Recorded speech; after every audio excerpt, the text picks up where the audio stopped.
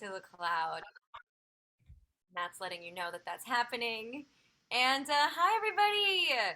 Good morning, West Coasters. Good afternoon, East Coasters. Good evening to my folks across the pond and everyone else in the other places. Holler at me where you're at. And, coffee and other beverages. Welcome. Great to see y'all. What is up? Okay, so love the Cinco de Mayo music. Yeah, Billie Holiday is perfect for that. So everyone, what's up? Hello, yes, we got. Wait, India? Okay, Marvelous. I actually do not know what time it must be. Is it evening over there? I'm trying to think of like, okay, Asia. Do I know what I'm talking about? Hanging out from Hungary. Okay.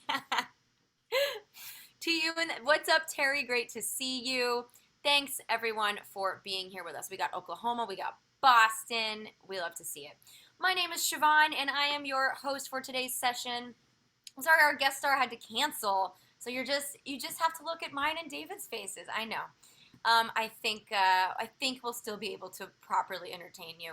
I'm Siobhán, and as I said, mine and David's faces, and that's the beautiful face of my friend and Chief Edge Officer, David Goldberg. How are you doing today? I see some people clapping.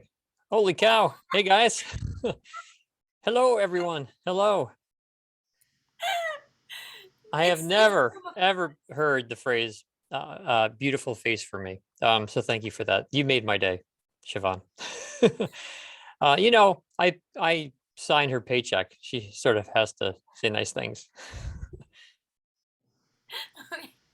Okay. Well, that's one way to put it. But it did garner applause. So also Zoom applause, I love it. It's like you just have to feel it, because you can't hear it. But we're used to that at this point. So everyone, it is gosh, I can't believe that it's the month of May.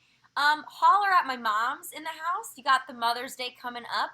Um, Hope that you get to be celebrated because you deserve it.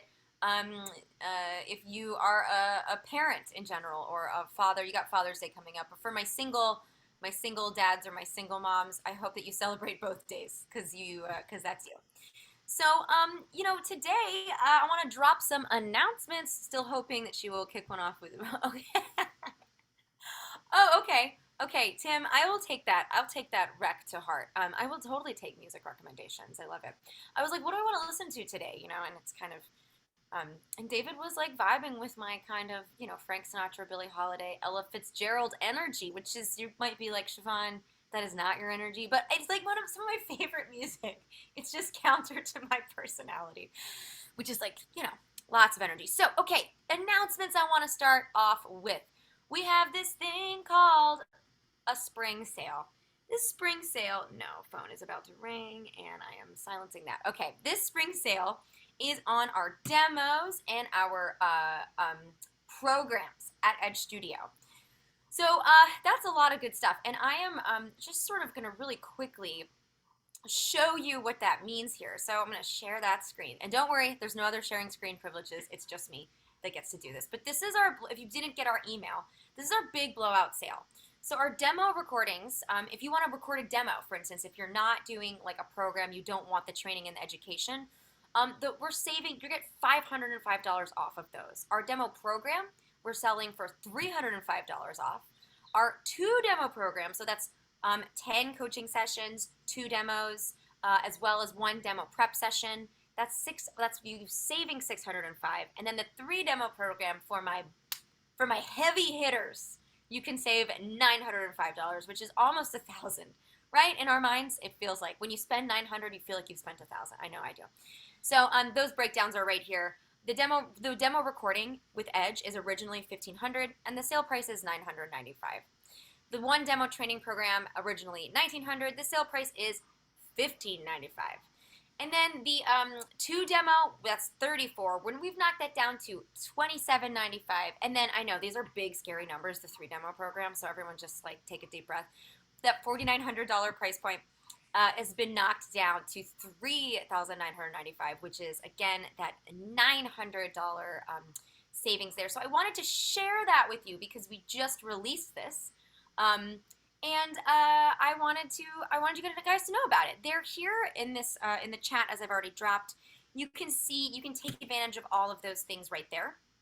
The training program, you'll see the three options for the demo recording: one demo, two demo, three demo program, and you can get yourself a discount because spring cleaning means just new horizons, transformation. It's Wednesday, and we usually say Transformation Tuesday, but no, it's Thursday, and we usually say Throwback Thursday. But we can have Transformation Thursday too. Will there be other sales after that? Because I'm currently unable. Okay, Getty's. That I can't speak to because I don't know. I'm not sure.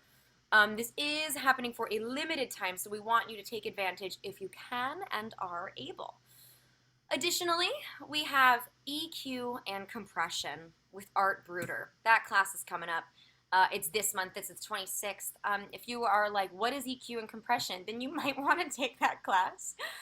We know Art from the Ask Me Anythings. He taught our DAW class. He's also he's a coach with us, and he taught DAW for beginners. And so if you know him, you love to see him. He is a gem. And then, as always, I want to just drop this here. If you're someone who's like, that sale might be a good idea in terms of my savings and pursuing my goals, but I just am still freaked out about that and don't know what it means, or I have a lot of questions, I highly encourage you to take the Investigate Voiceover class.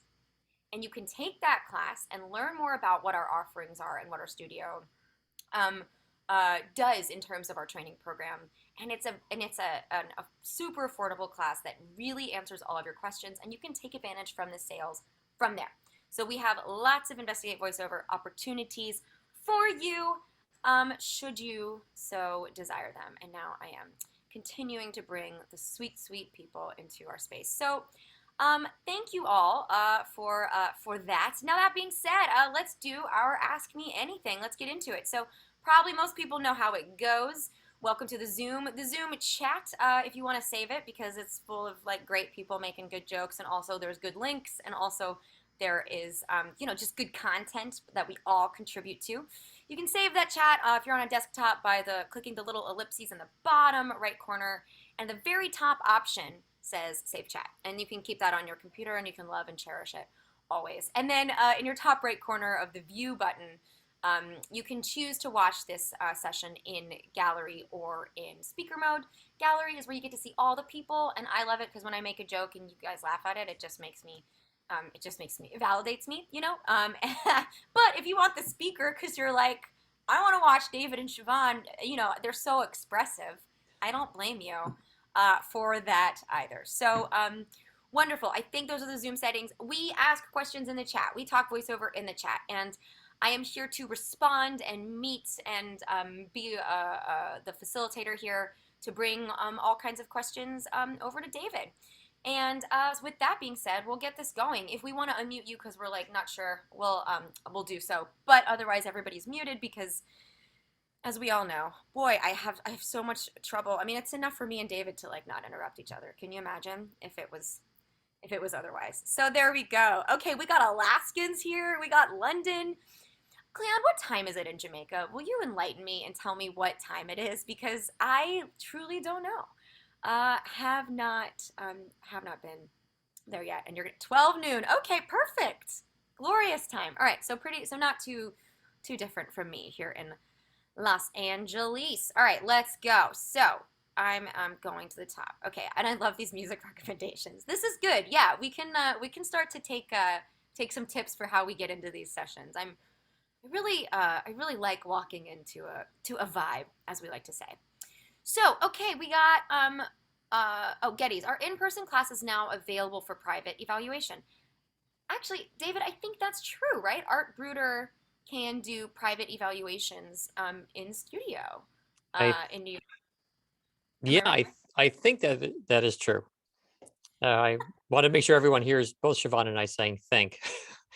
And honestly, we should both know, but we don't for sure. But yeah, I do think that they are available. We've had some. I just let everyone know. I mean, COVID's been a weird thing over the years, and we've always put health of everyone first. So We were pretty cautious and late opening up, and we're sort of opening up right now. So we probably have some classes scheduled in person. If you're not sure, um, check our website or chat your information to Siobhán, and we can make sure we get back to you and let you know for sure. Marvelous. And thanks for asking, Geddes. It's great to see you also in your booth. From Rusty, can you recommend a good place to find a good vocal warm up routine? What do you think, David? You're How do you feel home. about? Yeah, anywhere. Yeah. I mean, a vocal warm-up routine, unless you mean with participants, with a group of people, but if you mean solo, anywhere is fine. I always think it's best to practice in your home studio. I think the more you do at your home studio, the better, because you become more comfortable with the sound of your studio, the settings, the surroundings. The more you take training sessions and coaching sessions from there, you just, yeah, you become more acclimated to where it is that you'll be recording. So to further that point, we certainly get a lot of students who say we really want in-person coaching, and they feel the necessity to be face to face with their coach, and I can understand that. I really appreciate that. I love being face to face with people, but when you're training for something for voiceover, the more realistic your training session is, the better. So even then, if you live next door to our studio, for example, I'd still recommend you to take coaching sessions remotely from your home studio. So same with your warm up routines in your home studio whenever possible. I think it's also about uh, resources for like what to do as a routine. David, Oh I don't well, know if you. Yeah, yeah, I yeah. misunderstood that one. Yeah, the routine will be different and should be different for everyone. I think anyone in this industry, whether they are working professionally or not, should have some inclination as to where it is that they need work, where they need training, and focus on what it is that you need. So, I mean, if someone is um, I don't know, just they need more variety in their voice, perhaps work on exercises that push you to add more variety. I mean, I think it sort of goes without saying that wherever your deficiencies are or wherever you can further excel is the area that you should be working on. In terms of a warm up routine, I don't I'm not a big believer in like singing for a half hour every morning to warm up your voice. I think it makes a lot more logical sense to talk, to do what it is that we are being paid to do. And so, you get out of bed in the morning and you talk, and that should be your warm up routine. So whether that is scripts that you have previously recorded, or scripts that you worked on with a coach, or auditions, read them over a couple of times. Well, let me caution that. Don't work on a script too many times, because after a while you lose the spontaneity in it. So I wouldn't necessarily work on auditions much, but work on auditions that you have previously recorded. And that is an absolute fine warm up routine. Oh, and if you want to And push yourself, of course, explore different genres, right? Try scripts in different genres and push yourself, and that's fine. But I think the best warm up routine is actually using your speaking voice, the voice that you will use when recording. yeah, I love that. And to David's point, as we like to say, it depends. Everybody's going to have different things. There's some great comments and feedback in the chat. This is why, like, thanks everybody for supporting each other and giving tips and ideas. It warms my heart to see. And yes, I was just saying in the chat too, David, that I think singing is great all the time. Because like my life is a musical. So Yeah, well, I mean, singing can be great for people in terms of warming up, right? Some people have breath control issues, and then you want to do deep breathing exercises. This is why I'm saying it is different for every one of you. I can't give you one thing that works for everyone. Yeah, there are absolutely voice actors who I've given homework to. I've said, you need to sing out loud, full blast, in the shower, in the car, wherever you are, you need to sing. And I've told other people not to sing. I've told certain voice actors to do these deep breathing exercises, which I have a bunch of. But that's not necessarily right for everyone. It really does depend on the person, the kind of voiceover you record. I mean, look, for someone who narrates long script, long form narration, like audiobooks and things, deep breathing might be much more pertinent than it would be for someone who records short little promos. There's just, this is such a big industry, and your voices are all so unique, and you all have different areas in which you excel in, that a warm up routine really does, it should be tailored to the individual. And so when I work with someone, yeah, it's something we talk about, like, what can you do to practice? What's the best thing for you? David, can I give my definition of singing? Yeah. Are you going to You guys, just tell us in words, or are you going to sing? no, do you guys want to hear it? Yeah, you, you hear me singing all the time. Speaking beautifully upon the sustained breath. Nice. Which which is nice, right? And that's why it does help some voice actors. My when I worked with Daniel Quisenberry, for folks who know DQ, when I had breath issues, she was like, "Sing it," because like you have like vocal like singing training before I had voiceover training, and she was like, um, you have better breath control when you sing than when you're like reading a bunch of copy." Isn't that interesting? It's just people are, we're all just like doing stuff in the world and trying to figure it out. But yeah, so it can help. It can totally help people who have been singing longer than they've been voice acting, even though Yeah, of course singing voice. lessons. Oh, sorry. So Yeah, singing lessons can be great for certain people. But even then, you need to know what kind of singing you're learning.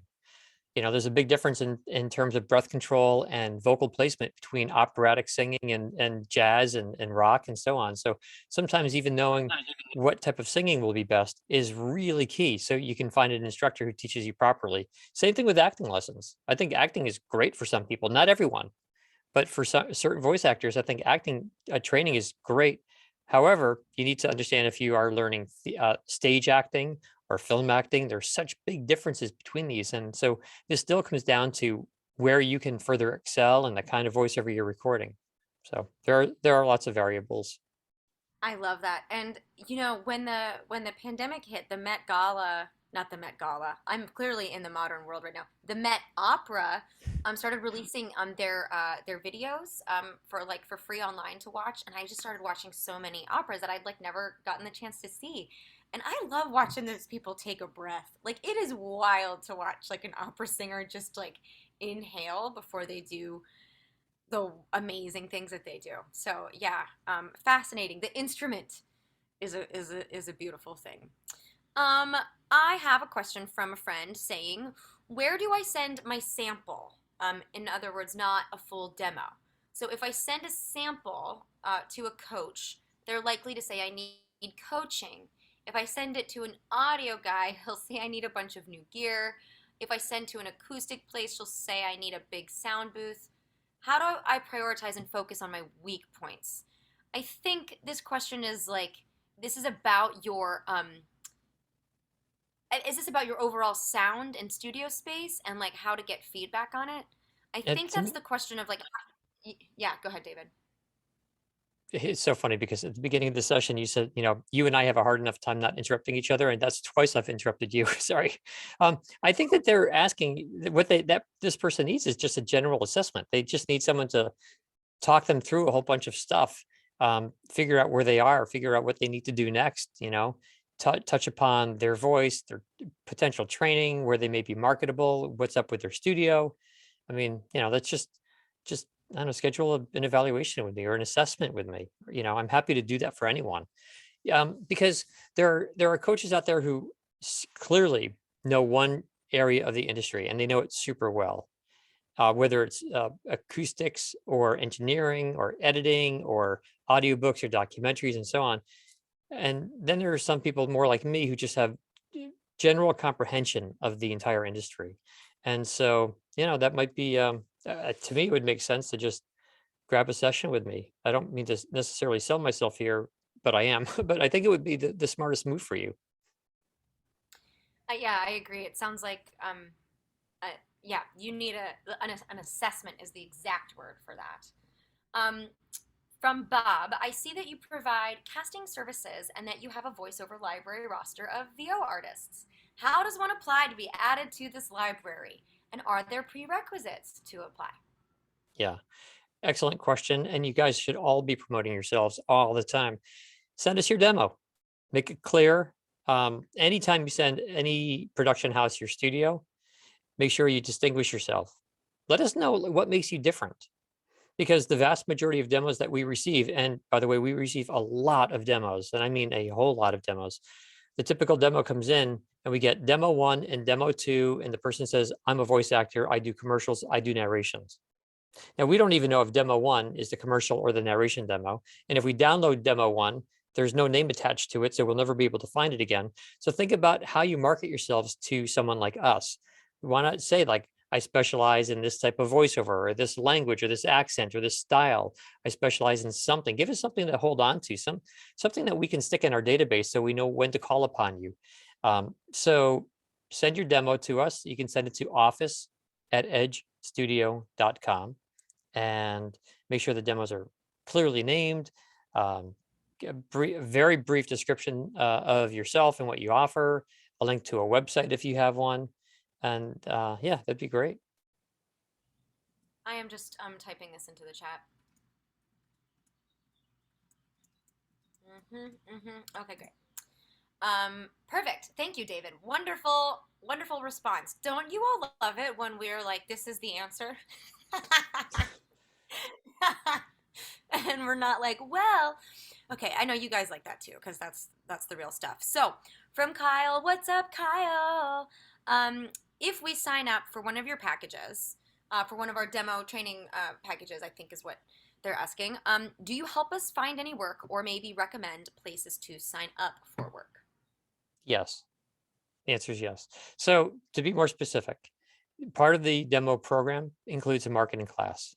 And that marketing class is going to walk you through the various steps to take to actually get yourself out there in the world. We don't physically go to any one person and say, you should hire this person. That's just not what we do. We have too many contacts in the industry, and it would not be fair to any other voice actors who come through our schools. So what we do is we prepare you. Think of your demo as like a resume. I mean, that's what it is. If you go to someone who helps you write a resume, they don't also give it to someone to get you work. You have to send that resume out. And here you have to send your demo out. But again, we tell you how to send the demo out, where, and the information that you need. That's the whole idea of the marketing classes. And I can say too that it's like like with anything, for folks who have taken my marketing classes, my social media stuff, I'm like, hey, we're experimenting. None of these things are guaranteed. If anyone has ever worked on any kind of project where they hired a publicist, that publicist was not guaranteeing you sales. They were just, going to promote you, right? So when we talk about teaching you in marketing, advising you on what kinds of online casting sites to go to, potential agent connections that might happen, if those are even a conversation. These are all, um, ifs or maybes, right? That is like, there's no one way that these things happen. So, will we book you, like, will we directly book you a job upon recording your demo? That's not what we are guaranteeing here. There's a lot of different things that we're doing, but absolutely, it's important for us to talk to you about your next steps. And there is a webinar called What Now that happens after you have recorded your demos to also get you on that path. With that said, Wait, I'll say sorry. this. Oh, sorry. Oh, I Oh, just want to throw in something before you go on to the next question, Siobhan. yes, Yeah, so go I ahead. mean, very briefly, because there are really three distinct ways to market yourself in this industry. You can market yourself. You can do the all of the work yourself, which means sort of old schooling it, right?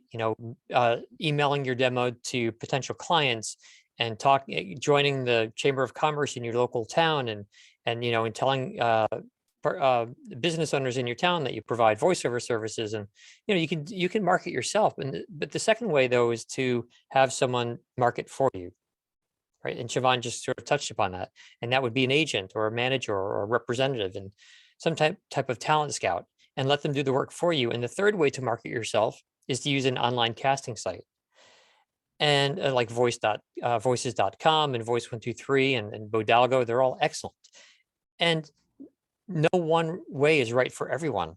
Some people are just so skillful at cold calling that they do amazingly well, and that's great. But other people don't have the time or the inclination, or they don't have the confidence to cold call, and so that first method would not work for them. So, and I don't know. They're just, once again, I hate to say it, but there are so many variables.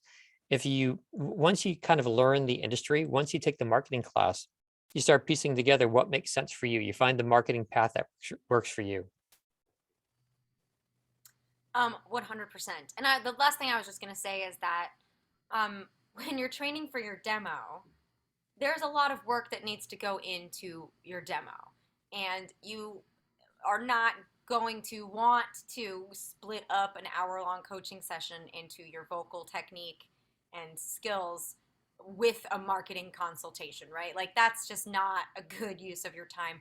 So they are different elements of your training. And so I think I just want to also emphasize like there's a lot of elements to the voiceover industry, as we all know, and they all require lots of different kinds of labor. And that's why we all try to be here and support each other because you got to focus. You know, there's different points of focus for your success.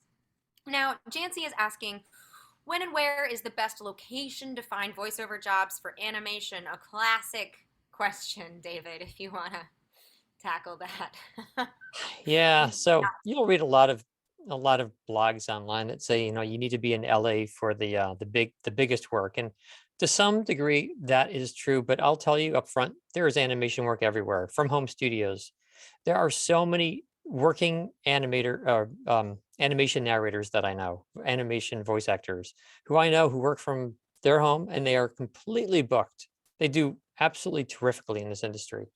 They may not get the biggest movies from Pixar because oftentimes those are recorded in LA or at a major studio somewhere. Atlanta's become a big hub. There's a fair amount of work in New York and so on.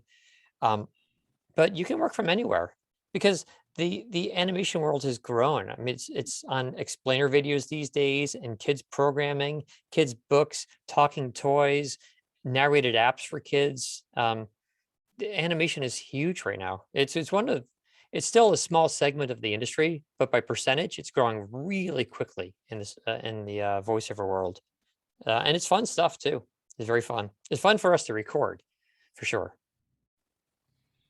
And it's it's competitive as well. So I know if folks are on Twitter, I find people are kind of casting a lot of like independent animation projects and things, on Twitter. And I've seen people be like, I'm looking to hire, a few lines for this animation thing, and like there's 150 folks are just already responding to that tweet. So it is competitive, but if you can commit yourself to throwing yourself into the ring to doing small scale animation on top of like, the bigger stuff, there's a lot of ways.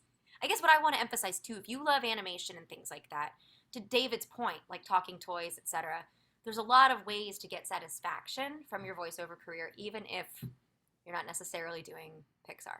Right. But And isn't like that's like yeah. oh, sorry. And I'll throw in, I mean, so many, must be thousands, maybe tens of thousands of companies putting out apps these days and video games. And the vast majority of them do require animated voiceover, which is terrific, right? So this is the kind of work you can get from home. However, where I have found most voice actors go wrong when trying to get animation work is by putting voices on their demos that just aren't marketable. They put on some like weird voice and you kind of have to sit back and listen to your demo subjectively and say like, okay, this is an interesting voice I do, but will it ever be hired? And if not, then don't put it on your demo. Like there's no reason to put voices that won't get you work on your demo. But a lot of voice actors who are attempting to get into animation do that. We get demos and they're not usable voices. It's meaningless to us. So kind of do the homework, watch cartoons, watch lots of apps and video games and get an idea of what kind of voices are being hired. And those are the kinds of voices that should go on your demo. And really important, don't let your demo drag. A lot of voice actors have animation demos and they drag and they're a turnoff to us. Like we so quickly lose engagement. So once you show a prospective client that you can do a certain type of voice, whether it's an accent or a dialect or a character voice, an animation voice, you need 3, 4, 5 seconds of it. That's all you need to do to demonstrate it, and then move on to a different voice. We don't need to hear the whole thing, like a whole voice for a minute. Once you tell someone what you do, move on. Once your demo drags, you'll lose the attention of the casting team, and then you're pretty much out. So shorter is better when it comes to animation, as it is with most demos, but especially with animation, short little snippets of different voices, and name your voices. know what each voice is on your demo. So if a client calls you and they say, hey, we like the fifth voice on your demo, what kind of voice is that? You could say to yourself, okay, yeah, that was my bear voice or whatever it might be, just so you can work with it. Like, what the client is talking about. That does happen a lot with animation demos. They'll say, yeah, we heard your demo, that sixth voice and the ninth voice, kind of like those two voices. Can we get an audition from you? Here's a script. So know what those voices are, make sure you can recreate them. Oh, that's another thing with animation demos. So often we hear voices on an animation demo and we think, okay, this person, this voice actor is so straining their voice that there's no freaking way we could ever hire them to record an hour-long video game or something, because their voice would be shot. We can hear the vocal strain. Only use voices that you can sustain. You know what I mean? I'm asking you guys a Yes. question like I can hear you, but I can't. So, you know, but hopefully that makes sense. Yeah, absolutely. I think that's so important. If you have an amazing animation coach, like Jay Snyder, he helped me. You all would be so proud. He helped me develop my like older, sort of like witchy kind of sound, and that was the hardest one for me. And he really wanted to push me to do it because, obviously I lean towards fairies and little boys, like little kind of young things and sprightly things. And he was like, "Let's get you an old crone and let's work on how to make that sound come from you." And so, but that's like if you are trained to do it and you're expanding your palette, that's one thing. But if you're putting a really wild like evil laugh that's hurting you, to David's point, like that's just a really bad way. That's a great way to hurt yourself with a gig in the future that you cannot sustain. So as fun as it is to like go all out, let's like, yeah, our animation voices are very valuable in the energy that they take and how we are taking care of ourselves. Um, so okay, we do have a question that from Luke that says, "Is it okay to get self conscious in the booth?" David, one word answer. Yes. And no. Sorry. That's, Yeah, I those can't do it. three words. Yeah, yeah, but here's why. Yeah, I know it's three words, but sorry, there's just not a one word answer. A lot of people will become self-conscious in the booth, and that's fine. When you're learning this industry, you're learning the craft, um, becoming self-conscious hopefully means that you're pushing yourself. And that's great. I mean, Siobhán just spoke about this, like pushing her own voice, right, to sound like an older voice, and so push yourself. And a lot of people are very self-conscious when they begin pushing themselves, and I think that's great, because if you're not feeling self-conscious, if you're not feeling like you're working or doing something difficult, then maybe you're just a bit too complacent. Now, certainly, side note, there are voice actors who offer one particular voice, one particular style, and they're successful with that voice and style, and they don't need to push themselves, and that's fine. But if you are new to this industry and you're exploring where you can be marketable, you need to push yourself. So yeah, you might become self-conscious. However, I would strongly encourage everyone when recording in the booth to just go for it and sort of let go of of this any feeling of being self-conscious. Just go for it. I'll give you an example. uh, we have a client. Well, we had a client. They've I don't know. It's a long story, but we had this client who did very high end romantic, or like, I'm not sure how to say it on this on in front of like the public here, like really sexual oriented recordings, like audiobooks, but they were heavy, heavy. I can't even give you I can't read this or tell you the words in these scripts because I'd be swearing all over this Zoom call. But these stories, these audiobooks were about an hour, hour and a half long each. And they were like, man, they had every swear, every curse word you could possibly imagine. We had a voice actor who had the sexiest voice, but she was unbelievably self-conscious when recording. And what we finally did is we would turn the engineer around so the engineer could not see her. And she had to record with the lights out, like the main lights out, just a little spotlight on her script. And then she was great. She was very self-conscious as long as no one could see her recording. And when no one could see her recording, man, she was unbelievable. I mean, the recording was great. Clients loved it. And I think, I'm not sure if the clients had some legal issues or whatever, but they had to tone down their books. Like I said, long story. So yeah, you may be self-conscious, but you do want to work past it. Find a way to work past it. And because it is critical to kick ass in this industry is to be comfortable at the microphone. So be self-conscious when you're learning, push yourself, learn how to get through it. So ultimately you are no longer self-conscious. I So uh, I have this like sort of dance community here in LA, and this woman who made a mix for one of our events, she is like a bodybuilder, and she was like very ripped, you know. And at the end, everyone were like pointed at her, and they were like, "And she made this amazing mix for us." And I was like, "Yeah, look at that person who could really beat me up."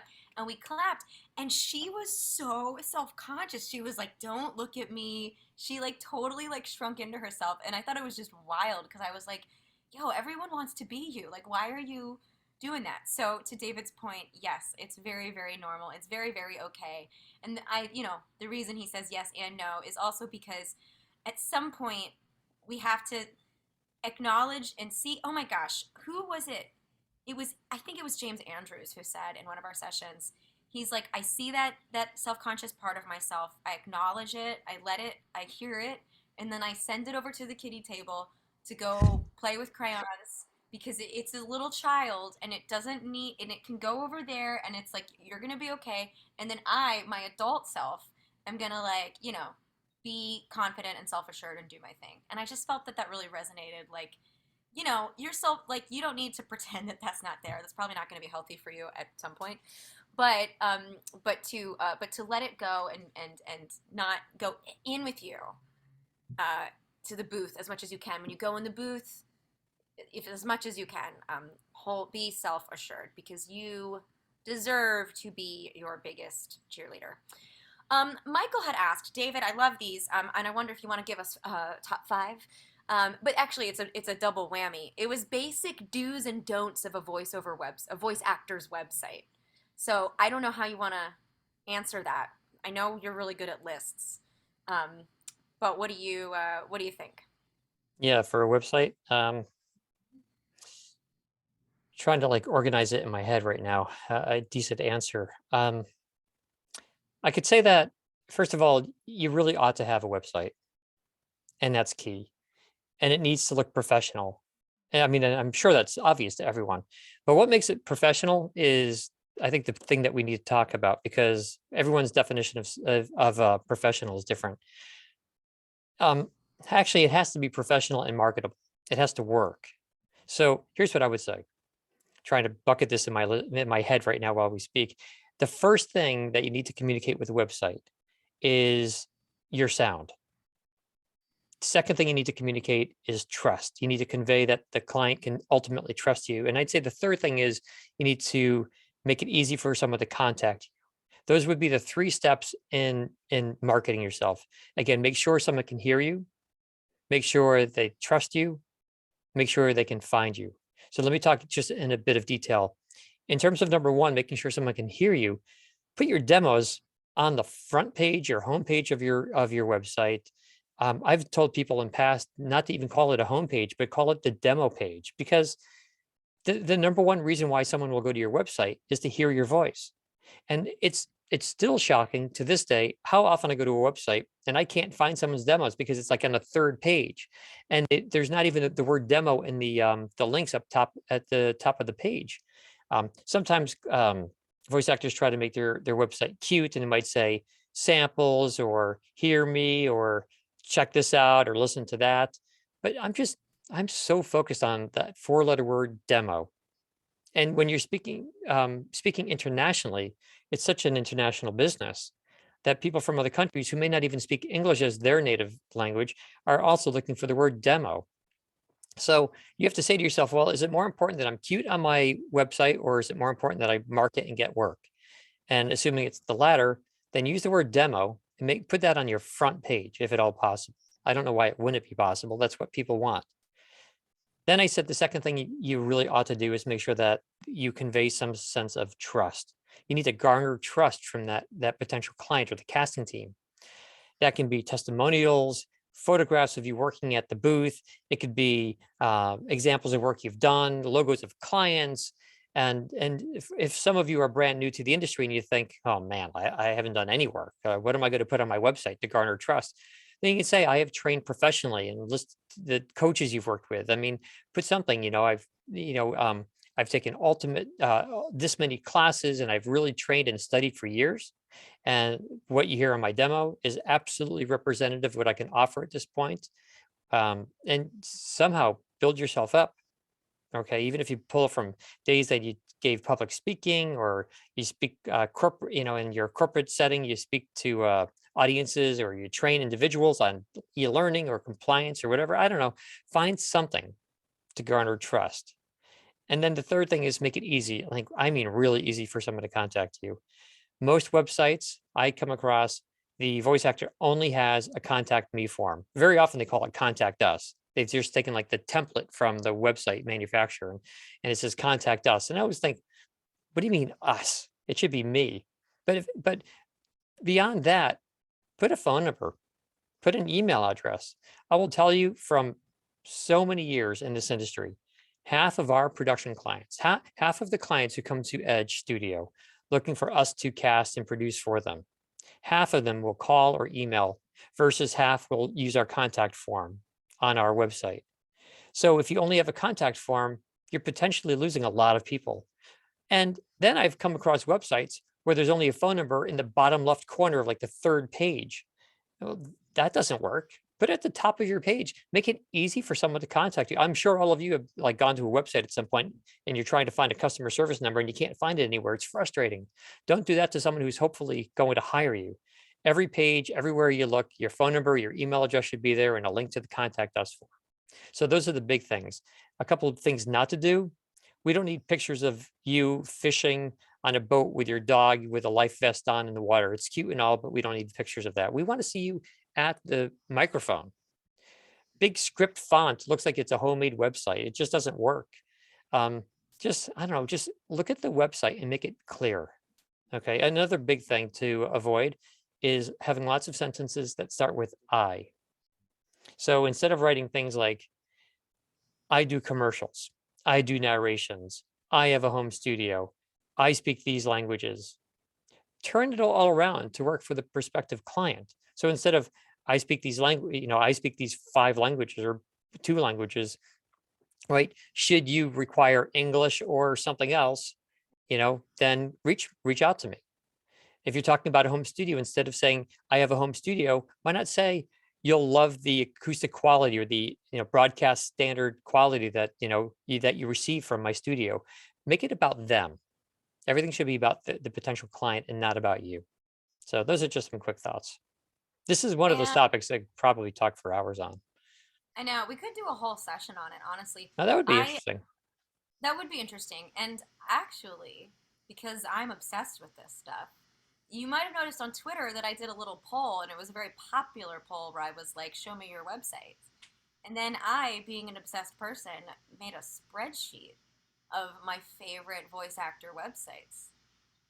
Because I gotta tell you, some of them I don't, I'm like, what's going on over there? I've done it, and you can do a consult with me at Edge as well about your website.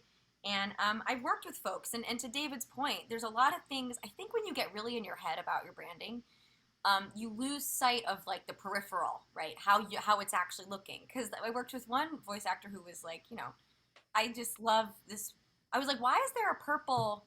There's a purple filter over you in the booth. He's like, I just love purple, and I was like, I get it, but like, you look purple. Like, let's like pan out here and like get that stuff off your face. You know what I mean? And sometimes you just need someone who cares to look at it from a wider angle and talk to you about your color choice. What do these colors mean to you? How is this representing your brand? What are you offering? To David's point, I'm I do narration, I do commercials. Okay, what are your services that you are offering? Like, let's really look at it in terms of what you bring to the table. This is a lot of, the language of it, the look of it, all of that stuff, but it's branding and it's marketing, and it feels totally weird at first. And then you start to just be like, I got it, like that's me, After a while, and I'm from my own experience of feeling like this is so cringe and so weird. And then Yeah, you're just like, oh, you know, sorry. I keep yeah, interrupting. I apologize. But I really like what you said about using the word, the language of your website. That's a great way to say it. And that is so important, guys. Instead of saying like I do corporate videos, number one, you could change the word do for the word narrate. Like I narrate corporate videos, but why not go the final step and say, I help organizations sound better.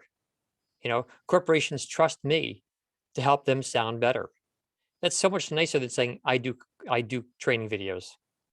Corporations trust me to help their image sound better, to help their commercials, kick ass on the airwaves. I mean, think about it from their perspective and make it all about them. So yeah, Siobhán, you're right. The language of the website is really important. I will tell you, I like Siobhán, I do a lot of website consults. It just, I don't know, comes along with the territory of what I do. And it's shocking to me how often I find typos, like really shocking. It's it's it's shocking to me how often voice actors have things completely off center, not balanced on their website. Bullets are misaligned, and you might think, it's just a list of bullets. But so often you're dealing with creative types in this industry. You're dealing with creative agencies, marketing agencies, ad agencies. These people are trained to look at these things. Video editors. I mean, they're trained. They are the creative types. And if they spot inconsistencies, it's not a good look. And maybe every little thing I'm saying is only one little detail, but collectively they add up to a lot. And it's very usually for me, if I work with someone, I can look at their website and say, like, okay, here are like 18 things to change. And each one is really small, but when it's done, it's drastic. The difference is really drastic. And Siobhán can do the exact same thing. She's amazing at this. Plus, Siobhán knows a lot about social media. So having a consistent look. So if you have a social media page, you want a consistent look, consistent branding and stuff. Now, it's not hard to make it, it's really not hard to make it look good. Your website does not have to be fancy. That's another big thing. It does not have to be fancy. You don't need to spend a lot of money on your website. It just has to look clear. It has to say what you do, like, or how you sound. Uh, you can trust me, and here's how you get in touch with me. That's what you want. This is awesome. Yeah, I agree with everything you're saying, David, and all of that stuff. And yes, Rusty, I do branding consultations at Edge Studio. And if you want one, I guess the easiest stuff, there's a direct link to it, but easiest way is training at Edge Studio. You can send a little email and be like, I want to work with this lady. But yes, everything you said, David, is wonderful, and I agree. And the language, yeah, I foster connection between client and customer, or yeah, for multiple brands. Like there's just a lot of ways to kind of think about how you would phrase things in a way that invites people into your practice as an artist, because that's what you are. And let me So throw in something else here. Sorry. So something else talking about the language. So often we get to a website and the voice actor calls themselves a voice actor, and they're promoting corporate training videos, for example, and corporate compliance videos and corporate presentations. So why call yourself a voice actor? I don't think that's very helpful, right? Because if you call yourself a voice actor and you market yourself to a corporation, they see the word voice actor, they're probably thinking you narrate commercials. That's where people's minds go to. If you're promoting yourself as someone who can provide corporate narration, corporate training videos and presentations and sales videos and so on, call yourself a corporate narrator, or at least a corporate voice actor. Like try to insert these words into your title. If you narrate audiobooks, call yourself an audiobook narrator rather than just a voice actor. Call yourself an animation narrator, or an animator voice actor or something. Just think about your title and make sure it's cohesive with your branding. But like you need the whole thing to work together.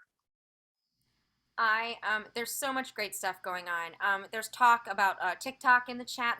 TikTok is really expanding in terms of voiceover, and there's some awesome Edge alumni. Oh yeah, great Edge alumni who like blew up is Kimberly, Vox Kimberly. If people want to drop TikTok handle, I know it's like, what are we talking about? And many of us are like, we don't know what we're talking about. We're just on there. But let's get on there and like try some stuff out, and support each other.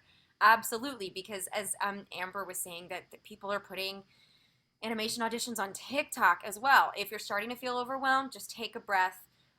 It's going to be okay. I also just want to acknowledge, Christopher saying, self confidence was something that is why I haven't recorded my character demo yet, because I feel good about my commercial voice and I'm still getting comfortable in my character voices. And I just want to like acknowledge everybody because it's important. And then Luke saying, "Oh, I get nervous that I'm going to say the wrong thing in a session, like when I just talk." And that's very relatable. I really want to sound smart in front of audio engineers. Like, I don't know why. I just want to sound really smart. And you've seen me when Kevin joined our AMA. It's funny because I just like want them to think I know what I'm doing. And and I get nervous. So I think it's okay. It's absolutely a good thing. Oh my gosh, I can't believe what time it is right now. So, all right, I'm gonna do one more question. We do okay. People were talking about multiple skill sets on their website. Like if you edit video or do other things. Like David, should you have your multiple skills on your website? What As do you long as they think? don't contradict or work against each other, absolutely. But tie them in. Like if you just mentioned someone edits video, that's great because that means that as a video editor, you understand the timing of voiceover. You understand how to sync your voice to visuals, to graphics, when to leave space and when not to leave space.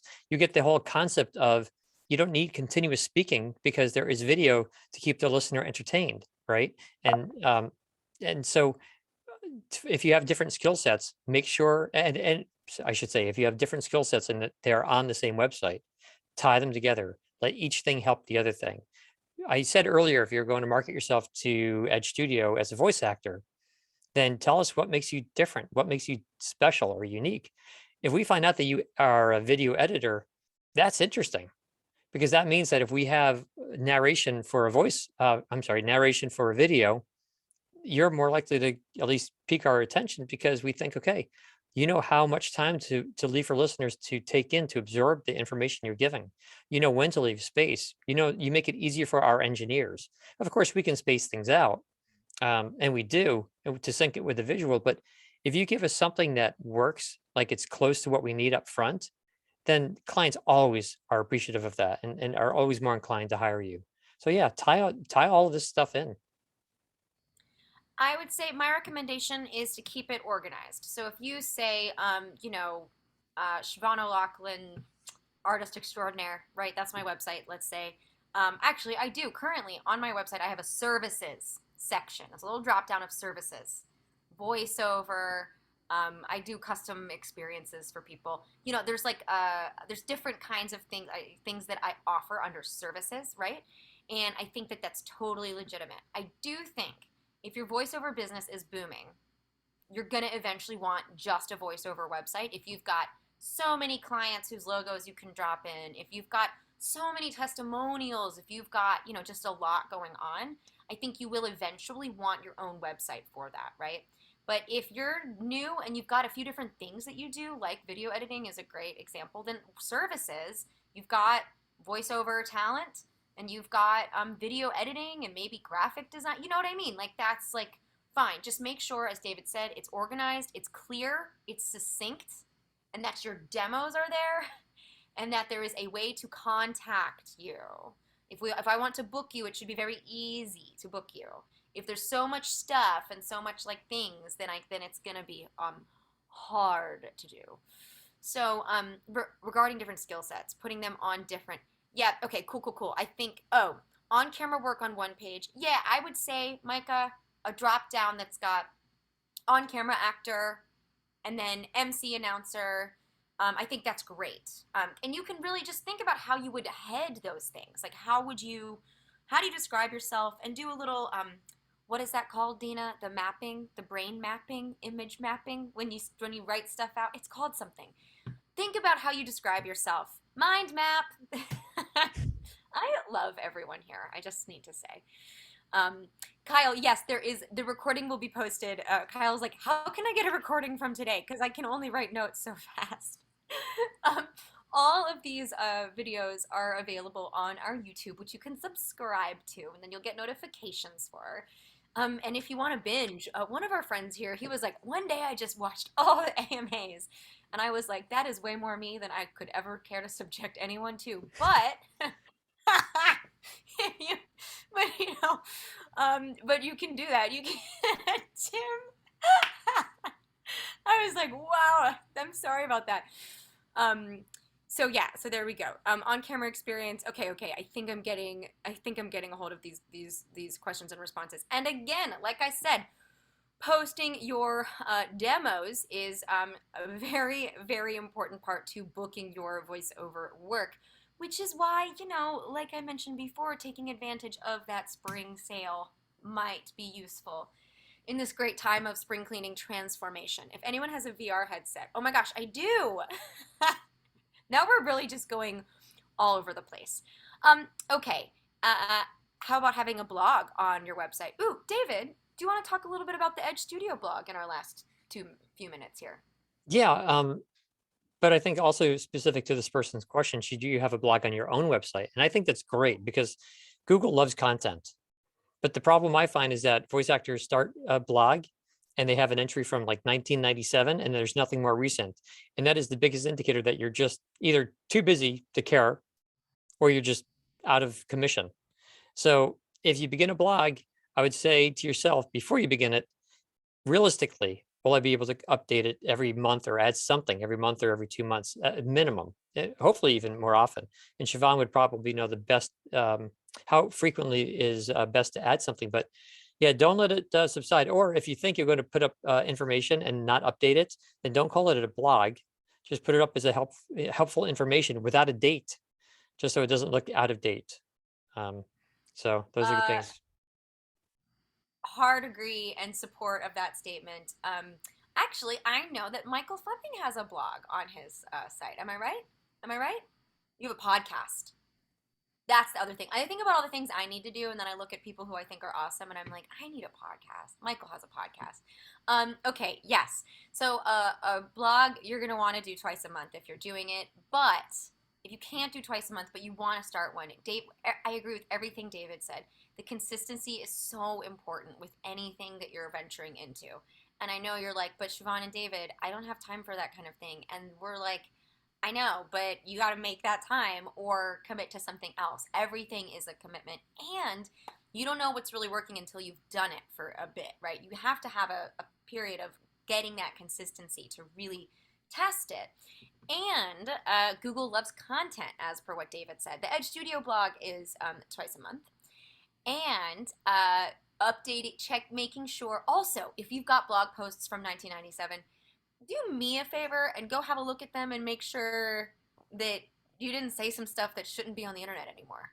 And, Yeah. like really, do me a favor. Like some stuff, and it's nobody's fault, but it doesn't necessarily age well. So like, have a look. Just look at that, and then maybe delete or edit as needed, which is another very important thing. And yes, okay, I want to do the Oculus. If you Yeah, guys want to hang out, wait, sorry, really fast, because I know we're just about out of time. Your blog doesn't have to be about jobs you're working on. It can also just be about training. I mean, anything with voiceover. It could be about a new microphone. Just you're finding any information that is relative and sticking on there. It could be about these Ask Me Anything calls twice a week. Sorry, you're saying twice a month, Siobhán, is ideal. Well, we have this call twice a month. So if you sort of do a wrap up of this and say, like, hey, today, on this Ask Me Anything, David and Siobhán spoke about websites and here are some of the key takeaways. That kind of stuff can pull people to your website. And again, Google loves that updated content. So again, you don't have to like be working to be able to have a blog. Sorry, I know um, we're just about out of time. nope, that was glorious, and thank you, David. You all are super amazing. So again, I'm just gonna drop these links quickly in the chat. As I mentioned before, this spring sale, check it out. Consider it and how it might serve you. And if you have questions, of course, you can email training, the email I dropped earlier in the chat. Yeah, thank you and and complete. sorry to throw in, this sale is huge. So if you are going to move forward, I would strongly encourage you to do it now. Even if you just buy just the demo itself, if you're adding on more demos to existing demos that you already have, you want to market to a new genre or something, this is like, it's a pretty good spring sale we have. So it won't be spring Ooh, for another year. I know it's time to go, but how long would we have to actually use a purchased package, David? Oh, I don't know if there's an expiration date on it. I mean, as long as you have it, I think you can use it whenever you want. I don't know if there Last if there is an expiration date, I'm sure it's at least a year and probably longer than that. I don't know offhand, but okay. I don't think we've ever done anything under 1 year. Michael says website says 2 years. Oh, So you oh, got some cool. time. Thanks, Michael. I know, but see, like we got legends in the house here. Investigate voiceover, place to start, and then everybody, asking about your home studios and like assessments and things like that. My man Dan Friedman is the guy to go with here at Edge Studio. Should you choose to, work with Edge? Two demo pending since pre-pandemic. All right, Timmy, let's get on it. Get on it. Let's make your stuff happen. You got to do it. Everybody, you all are amazing. David, sorry we went over. Please forgive me. I appreciate you all so much. Consider our spring sale. Consider my parents. You all are amazing parents this weekend. You deserve lots of love and joy. Home Studio Show and Tell is, oh my gosh, I can't believe it's coming up next Wednesday night. So come join me for my evening hours. Super fun, same vibe, but still a very good time. Different energy, same vibe. That makes sense. And thank you for being with us today. And David, thank you for being with us. And sorry I went over by 1 minute. And this is going to be posted on YouTube this weekend. So enjoy the recording. If you're watching this, the recorded version, I love you too. And Okay. download the chat right now if you want, guys, Yeah. before it goes away. Holding. Yep. And Siobhán, you rock as always. Thank you. And everyone else, thanks for being with us for the hour. Thank you so much. Happy upcoming Mother's Day, my people. Mwah. Bye. I'm holding. I'm holding. You can download it. Okay. It's so good. It's so good. You look great. Okay. Bye, everybody. Great to see you all. Bye.